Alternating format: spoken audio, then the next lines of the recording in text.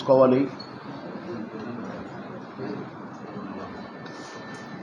Nowadays ఇప్పుడు పాత రోజుల ఎలక్షన్ వేరు, పోయినసారి ఎలక్షను ఈసారి ఎలక్షన్ వేరు. అంటే రోజు రోజుకు ఈ ఛానల్స్ బలం పెరిగిపోతుంది. అంటే మాకు యూస్ఫులే కనుక మేము కంటికి రెప్పలా వాడుకోవాలి. ఎంత వాడుకుంటే అంత లాభం. ఎవరైనా పోటీ చేసిన క్యాండిడేట్కి కావచ్చు, క్యాండిడేట్ పోటీ చేసిన వాళ్ళ పార్టీకి కావచ్చు. కనుక మీ సహకారం ఎంత మాకు అందిస్తే మాకంత విజయానికి మేము దూసుకెళ్తాం. ఇవాళ రేపు ఒకతను బర్రెల దగ్గర పేడ తీస్తున్నాడు. నేను మా దగ్గర సుభాష్ రెడ్డి అని పెద్ద లీడర్, ఆయనకు 200 ఎకరాల రైతు ఆయన. నేను మాట్లాడుతున్నా, అది కాదన్నా అని నాకు చెప్తున్నాడు. తమ్ముడు అది కాదు సుబ్బు అని మాట్లాడుతున్నాను. ట్రింగ్ ట్రింగ్ అని పేరు మోగింది ఫోను.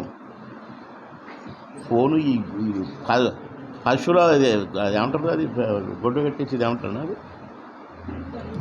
తొడ్డి. ఇందులో సెల్ మోగుతుంది ఏంటి అన్నట్టు చూస్తే పేడకల్లు తీసినోడు అటు వంగే ఉన్నాడు. ఈ జేబులోంచి సెల్ ఫోన్ తీసి ఇతని హలో అని మాట్లాడుతున్నాడు.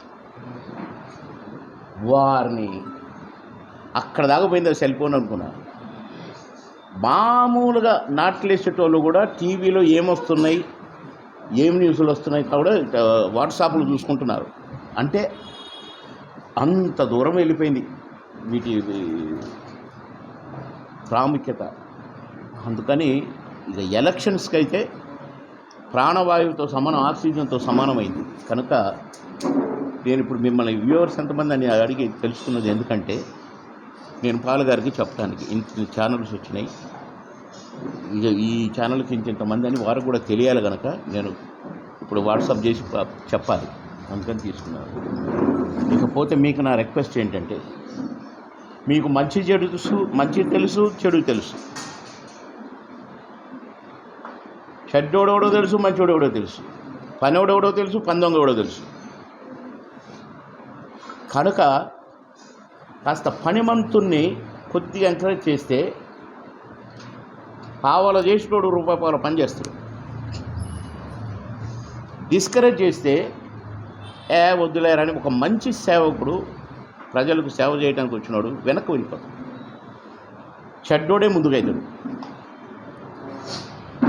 ఇక డబ్బు, ఇది ఎన్ని రకాల ప్రలోభాలకైనా గురి చేస్తుంది. డబ్బు మందు. కానీ డబ్బు మందు కాదు మనమ్మటి ఎప్పుడు ఉండేది. ఆ ఎలక్షన్ 15 రోజులే. ఇప్పుడు నేను మునుగోడు ఎలక్షన్లో చూసినా, ఎవరిని చూసినా ఇట్టనే ఉన్నారు. ఏమో అందరు ఇట్లా నిద్రపోతున్నారంటారు. నిద్రపోతు కాదు, ఫుల్ మైకంలో ఉన్నారు ఆ 15 రోజులు. 16వ రోజు ఓడిపోయాలి